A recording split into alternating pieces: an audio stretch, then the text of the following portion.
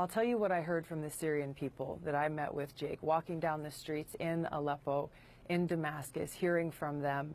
They expressed happiness and joy at seeing an American walking through their streets, but they expressed a question. They said, why is it that the United States, its allies and other countries are providing support, are providing arms to terrorist groups like al-Nusra, al-Qaeda, Arar al-Sham, ISIS, who are on the ground there raping, kidnapping, torturing, and killing the Syrian people, children, men, women, people of all ages. They asked me, why is the United States and its allies supporting these terrorist groups who are destroying Syria when it was al-Qaeda who attacked the United States on 9/11, not Syria?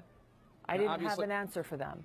Obviously, the United States government denies providing any sort of help to the terrorist groups that you're talking about. They say they provide help for the rebel groups. Tell us more about... The reality is, Jake, the reality is, and I'm glad you brought up that point, because this is an often talked about thing by people like Adam Kinzinger and others saying, well, we've got to support the moderate rebels.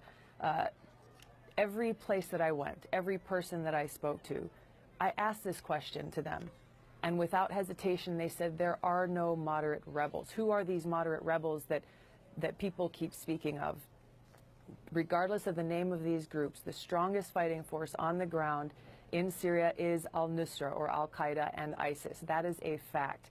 There's a number of different other groups. All of them essentially are fighting alongside, with, or under the command of the strongest group on the ground that's trying to overthrow Assad.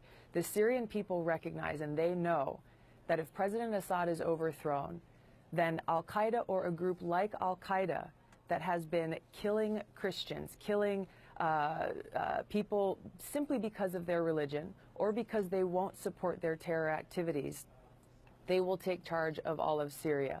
This is the reality that the people of Syria are facing on the ground, and why they are pleading with us here in the United States to stop supporting these terrorist groups.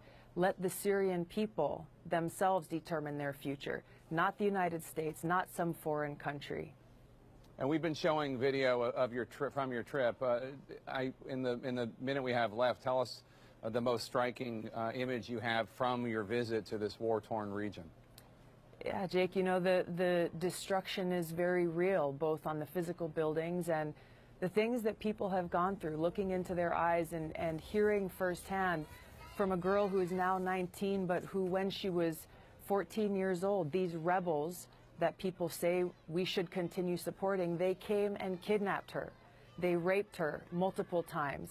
They killed her father in cold blood right in front of her and her little brother.